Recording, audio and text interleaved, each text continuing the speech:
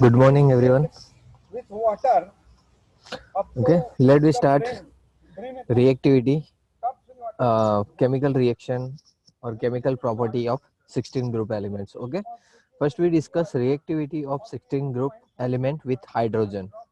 Okay, so whenever 16 group element react with hydrogen, they form hydride of type H2E, where E is an element of 16 group: oxygen, sulfur, selenium, tellurium or polonium. Okay, now remember this line: their acidic character increase from H2O to H2TE, means H2TE is more acidic compared to H2O. Okay, if you want to uh, write the increasing order, then H2O is less acidic than H2S, and H2S is less acidic than H2SE, and H2SE is less acidic than TE, H2TE, and H2TE is less acidic than H2PO. Okay, so जो order question में पूछा है, okay, increasing or decreasing order, then H2TE is more acidic up to tellurium સુધી જ લખવાનું. So H2TE is more acidic and H2O is less acidic. Okay, so H2O less than H2S, less than H2SE, and is less than H2TE. Okay, now why H2TE is more acidic compared to H2O? What is the reason? The reason is bond enthalpy, decrease in bond enthalpy. The bond enthalpy of H2TE is less than H2O. जो bond enthalpy નું increasing or decreasing order આવે તો એ કેવો હશે? તો bond enthalpy of H2O is greater than H2S, and it is greater than H2SE, and it will greater than H2TE. So H2TE is less bond enthalpy compared to H2O. Okay, so bond enthalpy ઓછી છે, means જે H અને T bond છે, HT bond enthalpy જેટલી ઓછી એ easily broke થઈ જાય. Okay, અને જેની bond enthalpy વધારે easily break down ના થાય. ઓકે, તો H2O નું bond enthalpy maximum છે, તો H2O નો bond easily break ના થાય. ઓકે, OH bond break ના થાય, OH bond break નહીં થાય, તો આપણે જે હાઇડ્રોજન જોઈએ, એસિડ ક્યારે કહેવાય? જ્યારે H પ્લસ મીન્સ રિમૂવ કરે. ઓકે, એના સોલ્યુશન માંથી H પ્લસ છૂટો થાય. ઓકે, ડિસોસિએટ થાય. તો જે બોન્ડ એન્થાલ્પી H2O માં OH ની છે એ કેવી છે? બહુ જ હાઈ. ઓકે, ધેરફોર આ બોન્ડ ઇઝીલી બ્રેક નહીં થાય.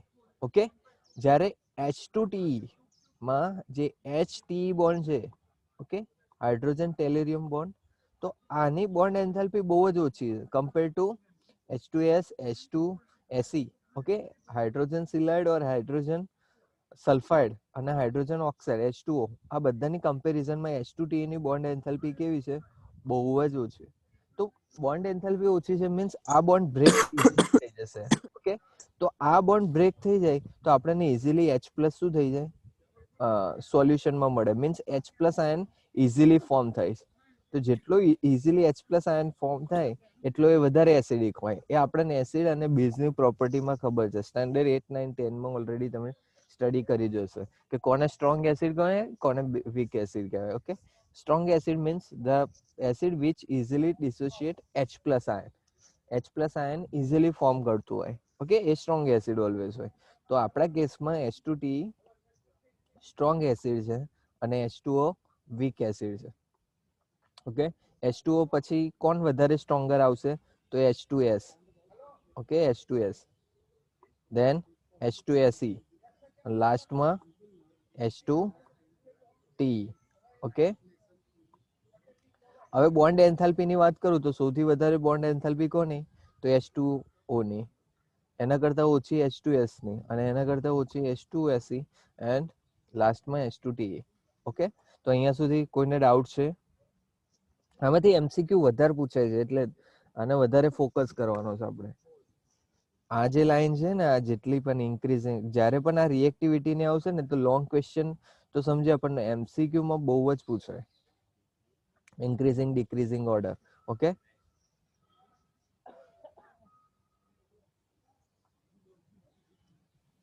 Okay. Next is thermal stability. Thermal stability means heat જો તમે હીટ એપ્લાય કરો તો કોણ જલ્દી ડિકમ્પોઝ થઈ જશે અને કોણ જલ્દીથી ડિકમ્પોઝ નહીં થાય. તો પોલોનિયમ છે, ટોપ ટુ બોટમ આપણે જોઈએ તો મેટલ કેરેક્ટર ઇન્ક્રીઝ થાય.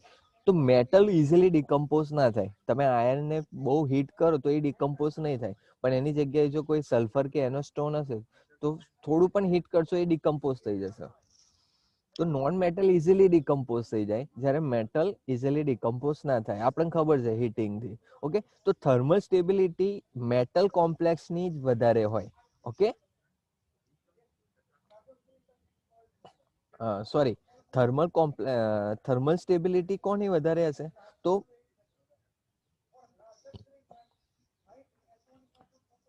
નોન મેટલની કેવી હોય થર્મલ સ્ટેબિલિટી?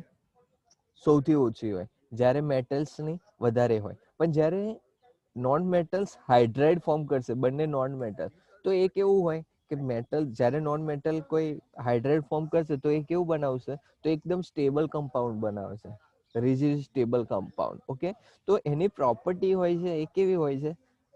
સેમ લાઈક મેટલની. તો આપણે ટોપથી સ્ટાર્ટ કરીએ. Okay, H2O. તો H2O ની થર્મલ સ્ટેબિલિટી કેવી હશે? મેક્સિમમ હશે. કેમ? કેમ કે ઓરિજિનલ નોન મેટલ નહીં, પ્યોર ફોર્મમાં એ નોન મેટલ ને બીજા એલિમેન્ટ જોડે કમ્પાઉન્ડ ફોર્મ કર્યું, તો એની જે સ્ટેબિલિટી ઓરિજિનલ હતી એના કરતા એ કેવી થઈ ગઈ? ઇન્ક્રીઝ થઈ ગઈ. ઓકે, ધેન એનાથી ઓછી કોની હશે? H2S ની thermal stability. Then H2Se, and then H2Te, અને લાસ્ટમાં કોણ હશે? જે મેટલ છે, મેટલની વધારે હોય, પણ અહીંયા મેટલ શું કરે? નોન મેટલ જોડે કમ્પાઉન્ડ ફોર્મ કરે, મીન્સ હાઇડ્રોજન જોડે એ કમ્પાઉન્ડ ફોર્મ કરે, H2PO. ઓકે, તો આ કન્ડિશનમાં thermal stability, okay, thermal stability કમ્પાઉન્ડની વાત કરીએ આપણે, નોન મેટલ કમ્પાઉન્ડની, તો સૌથી વધારે H2O ની, than H2S, than H2Se, H2Te, અને લાસ્ટમાં H2PO. ઓકે, તો આ ગ્રેટર ધેન સિમ્બોલ આવશે થર્મલ સ્ટેબિલિટી માટે.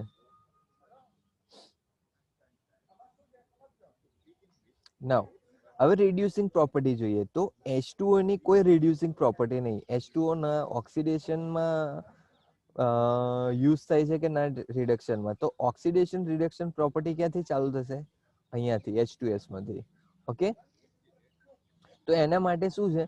તો metal hydride always having reducing property, more reducing property. તો મેટલ હાઇડ્રાઇડ કોણ છે? Polonium, then tellurium. તો અહીંયા ગ્રેટર ધેન સિમ્બોલ આવશે. H2S, reducing character of H2S is less than H2Se. H2Se કરતા H2S નું વધારે છે. ઓકે, H2Se કરતા H2Te નું reducing property વધારે છે, અને H2Te કરતા H2PO ની reducing property કેવી છે? વધારે છે. ઓકે, તો રિડ્યુસિંગ પ્રોપર્ટી માટે ઓલવેઝ યાદ રાખવાનું કે જે મેટલ હાઇડ્રાઇડ છે એની ઓલવેઝ મેક્સિમમ રિડ્યુસિંગ પ્રોપર્ટી હોય, જ્યારે એની ઓક્સિડેશન પ્રોપર્ટી કેવી હોય? ઓછી હોય. ઓકે, કેમ કે એ જાતે જ ઓક્સિડાઇઝ થતા હોય. મેટલ શું થાય? જાતે ઓક્સિડાઇઝ થાય, તો એને શું કહેવાય? રિડ્યુસિંગ એજન્ટ કહેવાય. તો મેટલ હાઇડ્રાઇડ છે એ ઓલવેઝ કેવા હશે? Reducing agent. હવે મેક્સિમમ રિડ્યુસિંગ એજન્ટ પ્રોપર્ટી એની હશે. ઓકે, તો અહીંયા કોઈને ડાઉટ છે ફર્સ્ટ રિએક્શનમાં, રિએક્શન વિથ હાઇડ્રોજનમાં?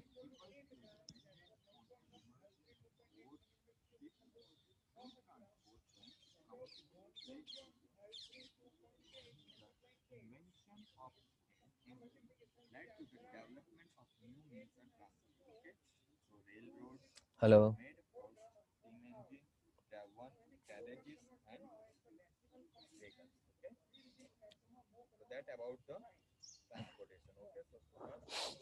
અહીંયા જ્યારે તમે ટેક્સ્ટ બુક એ કરો ને તો અહીંયા દરેકના પોઈન્ટ વાઇઝ લખી દેવાનું. શું લખવાનું? તો જો acidic character H2O to H2TE, તો H2O H2S H2SE અને H2TE પહેલા લખી દેવાનું, પછી એસિડિક લખવાનું. આવી એક જ લાઈનમાં આ પહેલા લખી દેવાનું, પછી અહીં પોઈન્ટ મારવાનું એસિડિક. એસિડિકમાં સિમ્બોલ શું રાખવાનું, તો H2O તે H2TE સુધી શું છે એસિડિક કેરેક્ટર, તો ઇન્ક્રીઝ, તો સિમ્બોલ શું આવશે, લેસ ધેન સિમ્બોલ આવશે. ઓકે, તો એસિડિક માટે લેસ ધેન યાદ રાખવાનું. પછી બીજું આવશે બોન્ડ એન્થાલ્પી, તો બોન્ડ એન્થાલ્પીમાં ગ્રેટર ધેન સિમ્બોલ આવશે.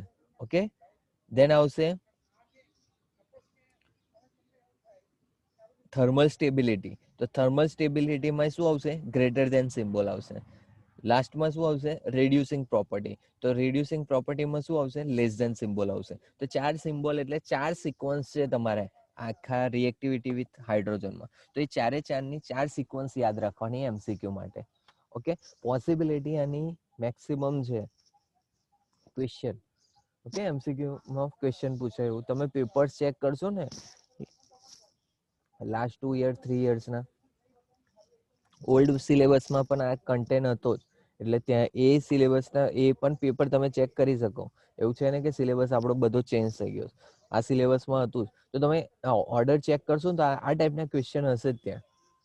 તો તમારે આ રીતે તમારે અહીંયા લખી રાખવાનું છે ટેક્સ્ટ બુકમાં સાઈડમાં, કે આમાંથી આ ક્વેશ્ચન પૂછાય છે અને આ રીતે ઓર્ડર છે એનો. ઓકે, તમારે આ વર્ડ્સમાં છે, તમારે એને મીન્સ સિમ્બોલિક ફોર્મમાં આખું લખવાનું સિક્વન્સ વાઇઝ. ઓકે, વર્ડ્સમાં ત્યારે યાદ રાખવાનું જ્યારે 2 માર્ક્સ ઓર 3 માર્ક્સમાં ક્વેશ્ચન હોય. તો જો સિમ્બોલ ફોર્મમાં યાદ રાખી લેશો તો વર્ડ્સમાં તમને લખતા આવડી જ જશે. ઓકે, છે કોઈને ડાઉટ એમાં?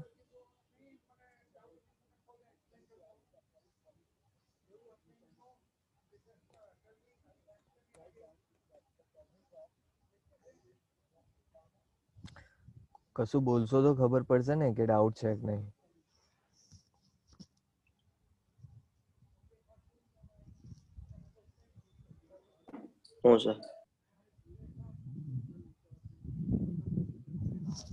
Okay, reactivity with oxygen. Okay, તો ઓક્સિજન જોડે તો કમ્પાઉન્ડ ફોર્મ કરવાનું નહીં. ઓકે, ઓક્સિજન જોડે કમ્પાઉન્ડ એનું છે જ નહીં કે O2 ટાઈપ. એ એક જ એનો શું કહેવાય, એક ફોર્મ છે ઓઝોન. તો ઓક્સિજનનો ઓક્સાઇડ નહીં, પણ એનું એક ઓક્સિજનનું ફોર્મ છે ઓઝોન O3. ઓકે, તો start oxygen reactivity with oxygen ક્યાંથી ચાલુ થશે, સલ્ફરથી. Okay, so all element form oxide, EO2 and EO3 type of oxide, sulfur dioxide, sulfur trioxide, selenium dioxide, selenium trioxide, tellurium dioxide, tellurium trioxide. Okay, તો બધા જે element છે polonium dioxide જ form કરે છે, પોલોનિયમનો ટ્રાયોક્સાઇડ નહીં. તો બધા જ જે એલિમેન્ટ છે એ શું ફોર્મ કરે છે, તો ડાયોક્સાઇડ અને ટ્રાયોક્સાઇડ. ડાયોક્સાઇડની કમ્પેરિઝન કરીએ તો SO2 અને SiO2, હા સોરી SO2 કયો છે, તો વ્હાઇટ કલરનો ગેસ છે, while selenium dioxide is a solid. તો એનું નેચર યાદ રાખવાનું તમારે. આ મીન્સ રિડ્યુસિંગ પ્રોપર્ટી અને સિક્વન્સ યાદ રાખવાની, કે from SO2 to TiO2, sulphur to tellurium dioxide. Reducing property કોની મેક્સિમમ છે, તો મેં કહું કે રિડ્યુસિંગ પ્રોપર્ટી નોન મેટલ અહીંયા સલ્ફર ડાયોક્સાઇડની મેક્સિમમ છે, જ્યારે ટેલ્યુરિયમ ડાયોક્સાઇડની કેવી છે, મિનિમમ છે. ઓકે, અહીંયા SO2 કેવો છે, reducing agent, while TiO2 is a oxidizing agent. નાઉ ટ્રાયોક્સાઇડમાં કોણ છે, તો EO3 ટાઈપના, SO3, SeO3 અને TiO3. ઓકે, SO2 અને સોરી EO3 અને EO2 બે ટાઈપના જે ઓક્સાઇડ છે, બંનેનું નેચર કેવું છે, એસિડિક. તો આની અંદર તમારે 3 પોઈન્ટ યાદ રાખવાના, કયા ટાઈપના ઓક્સાઇડ ફોર્મ કરે છે, EO2 EO3. Okay, oxidation reducing property એની. ઓકે, અને થર્ડ એનું નેચર કેવું છે, એસિડિક. ઓકે, તો 3 પોઈન્ટ અને 3 સિક્વન્સ યાદ રાખવાની છે, કે કયા ટાઈપના ઓક્સાઇડ ફોર્મ કરે છે, એ ઓક્સાઇડમાં કોણ oxide reducing property, sorry reducing property કોની મેક્સિમમ છે, ઓક્સિડેશન પ્રોપર્ટી કોની છે. ઓકે, તો આ વસ્તુ તમારે યાદ રાખવાનું છે. Next is reactivity towards the halogen. Okay, so all the elements of 16 group form halide EX3, EX2, EX4 and EX6 type of halide. Okay, X is a halogen and E is element of 16 group. આની અંદર stability યાદ રાખવાનું છે કે કયા હેલાઇડની stability maximum છે.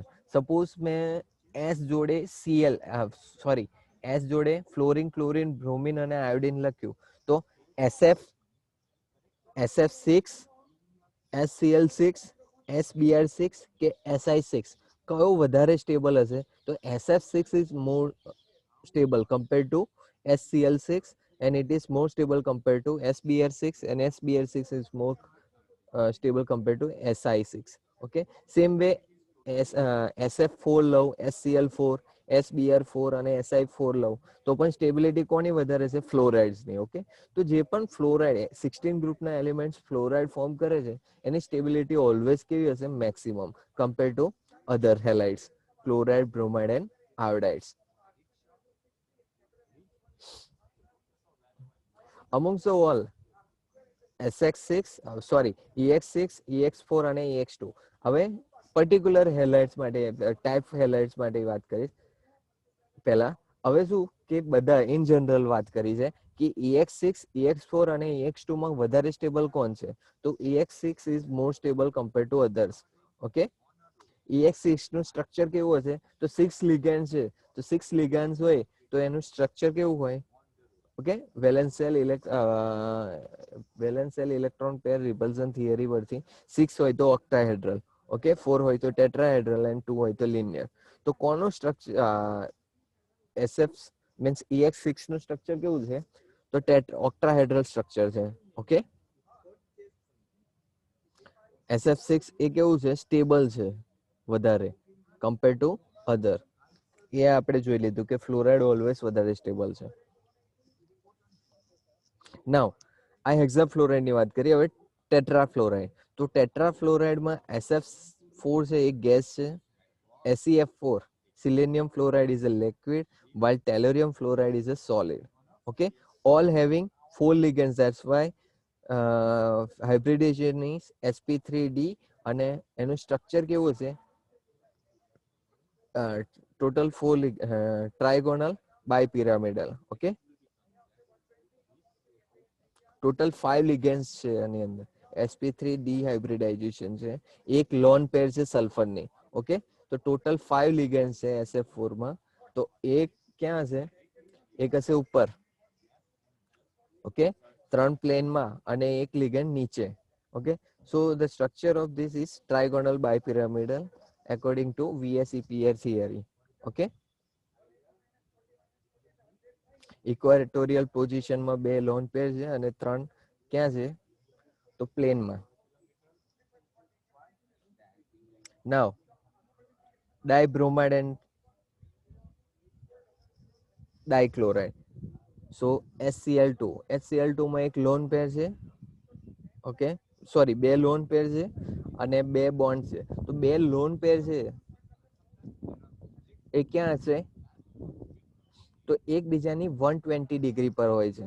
આ તમારે અંદર લખવું હોય તો લખી રાખજો, JEE નીટ માટે એક્સ્ટ્રાનો છે કે જે ડાયક્લોરાઇડ છે એમાં 2 બોન્ડિંગ પેર ઓર લોન પેર જે પણ જે રીતે એરેન્જ થયેલા હોય તો એકબીજા વચ્ચેનો એંગલ 120 ડિગ્રી છે અને એનો શેપ ટેટ્રાહેડ્રલ છે. Okay, therefore the hybridization is sp3 hybridization. તો દરેકનું હાઇબ્રિડાઇઝેશન યાદ રાખવાનું. EX6 નું હાઇબ્રિડાઇઝેશન sp3d2, ઓકે, EX4 નું sp3d અને EX2 નું sp3. ઓકે, તો આ બધા હાઇબ્રિડાઇઝેશન તમારે યાદ રાખવાના.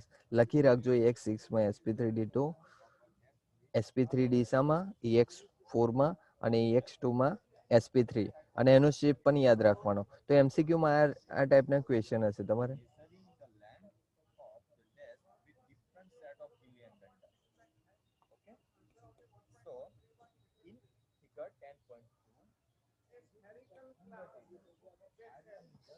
Hmm.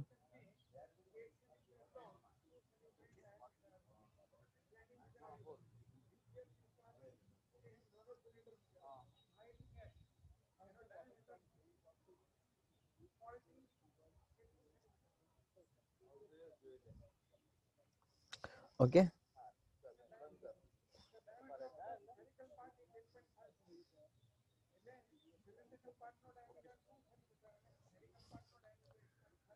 Now,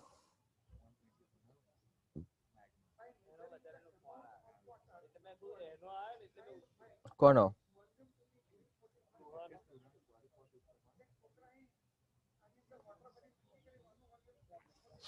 Okay.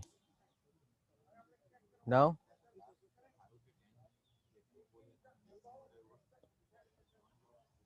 next, one reaction is there that all dimeric halides, okay,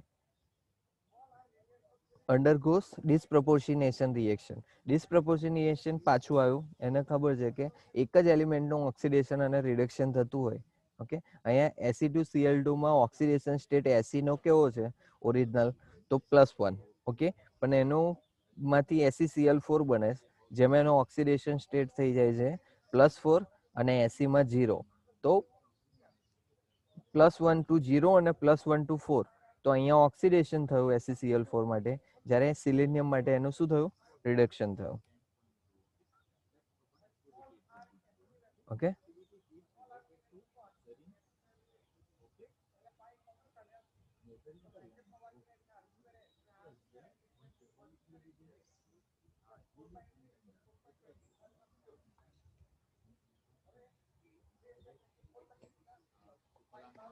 અહીંયા એક ક્વેશ્ચન છે, C H2S is less acidic than H2T. What is the reason? તો bond enthalpy.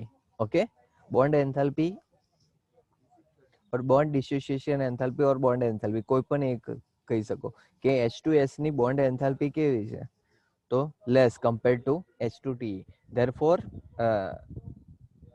TH bond can easily broke down and we get H plus ion. Therefore, H2T is more acidic compared to H2S. Okay, આ રહેશે perfect reason સાથે પણ તમે answer આપી શકો. અંદર આપે શોર્ટ એન્ડ સ્વીટ આપેલો due to decrease in bond dissociation enthalpy. Okay, acidic character increase. તમે એ કહી શકો કે કોનો બોન્ડ એન્થાલ્પી બંનેમાં કહી શકો કે H2S ની કેવી છે, લેસ કમ્પેર ટુ H2T. તો લેસ બોન્ડ એન્થાલ્પી છે તો H2T બોન્ડ ઇઝીલી બ્રેક થઈ શકે. ઇઝીલી બ્રેક થાય તો H પ્લસ ઇઝીલી પ્રોડ્યુસ થાય, અને H પ્લસ જેના વધારે ઇઝીલી પ્રોડ્યુસ થાય એને સ્ટ્રોંગ એસિડ કહેવાય. Okay,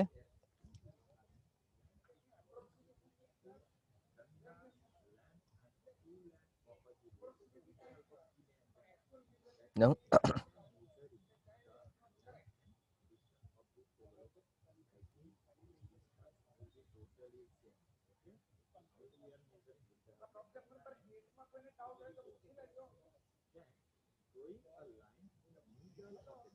dioxygen. તો અહીંયા થર્મલ સ્ટેબિલિટી આપેલું છે, hydride of group 16. Right down the order. એ પણ આપણે જોયું, why H2O is a liquid and H2S is a gas. એના પર રીઝન એ જે આપણે H2 હાઇડ્રાઇડ વાળું જોયું ને એની અંદર જ હતી સ્ટેબિલિટીમાં. ઓકે,